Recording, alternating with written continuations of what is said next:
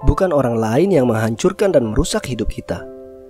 Tanpa kita sadari, diri kita sendirilah yang merusak hidup kita secara perlahan. Banyak faktor yang bisa menjadi pemicu dalam meraih sebuah kesuksesan. Berikut ini adalah kebiasaan buruk yang dapat merusak hidup kita secara perlahan-lahan.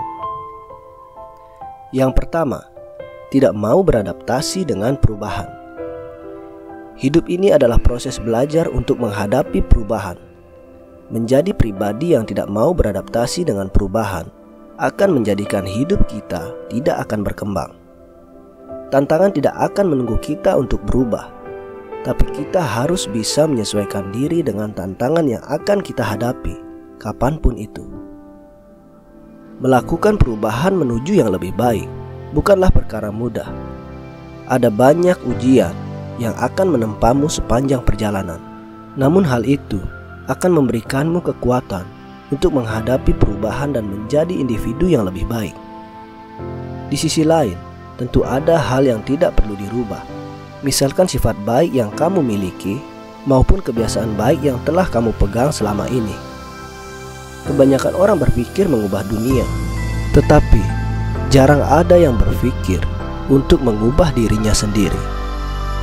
Ketika kita tidak mampu lagi mengubah situasi, kita ditantang untuk mengubah diri kita sendiri.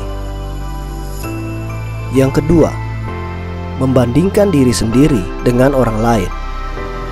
Membandingkan diri sendiri dengan orang lain bisa menjadi motivasi dan tolak ukur untuk kita bisa lebih maju dan sukses. Tapi, jika kita membandingkan diri sendiri dengan orang lain dengan sudut pandang yang berbeda, hal itu dapat membuat kita mengeluh, marah, iri, apalagi sampai merasa bahwa hidup ini tidak adil. Maka kita bisa menjadi orang yang tidak pernah puas dan tidak pernah bersyukur atas apa yang kita miliki. Manusia di dunia ini memiliki penciptaan dan takdir yang berbeda-beda. Setiap orang memiliki kekurangan dan kelebihan masing-masing. Jangan selalu membandingkan kekurangan kita dengan kelebihan orang lain. Belajarlah menerima kekurangan dan mulailah untuk mengasah kelebihan yang kamu miliki. Yang ketiga, selalu menyalahkan keadaan. Ada beberapa orang yang menganggap bahwa hidup itu penuh dengan ketidakadilan. Kita tidak bisa memilih jalan lahir kita masing-masing. Lahir dalam kondisi miskin itu bukan salah kita, tapi mati dalam kondisi miskin itu mutlak salah kita. Hidup adalah anugerah, dan hidup ini berlalu dengan cepat. Jangan sia-siakan usia dan hidupmu untuk merenungi nasib ataupun menyalahkan keadaan. Jika kamu selalu menyalahkan keadaan, hidupmu tidak akan pernah berkembang dan selalu akan terpuruk.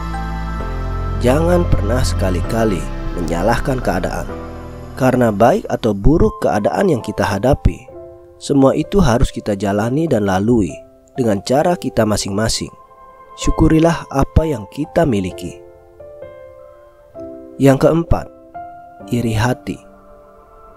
Iri hati dapat melahirkan sebuah kebencian kepada orang lain. Iri membutakan manusia dan membuat mereka tidak bisa berpikir positif dan jernih.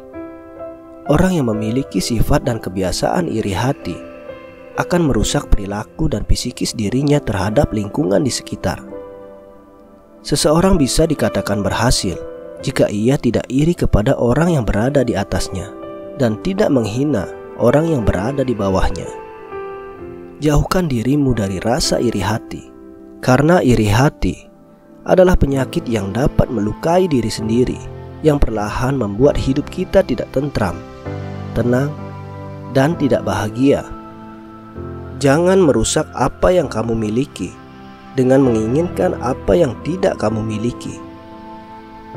Yang kelima adalah malas. Semua orang berpotensi memiliki rasa malas. Menurut saya, tidak ada orang malas di dunia ini. Yang ada hanya orang yang tidak termotivasi. Malas adalah salah satu kebiasaan yang paling susah dihilangkan. Meskipun kedengarannya sangat sepele, tapi dampaknya sangat besar bagi kehidupanmu. Membuat impian dan cita-cita lalu bermalas-malasan, itu hanya akan menyiksa dirimu sendiri. Kesuksesan dapat diraih selagi mau belajar dan berusaha, bukan malah menikmati rasa malas yang akan menghalangi cerahnya masa depanmu. Jangan mengharapkan hidupmu ke depan sukses dan bahagia selagi hari ini rasa malas selalu mengikutimu dan berada dalam lingkaran hidupmu. Hal yang paling bodoh dalam hidup adalah membiarkan kepintaran serta pikiran yang cemerlang dikuasai dan diatur oleh tubuh yang malas, yang mendahulukan istirahat sebelum lelah.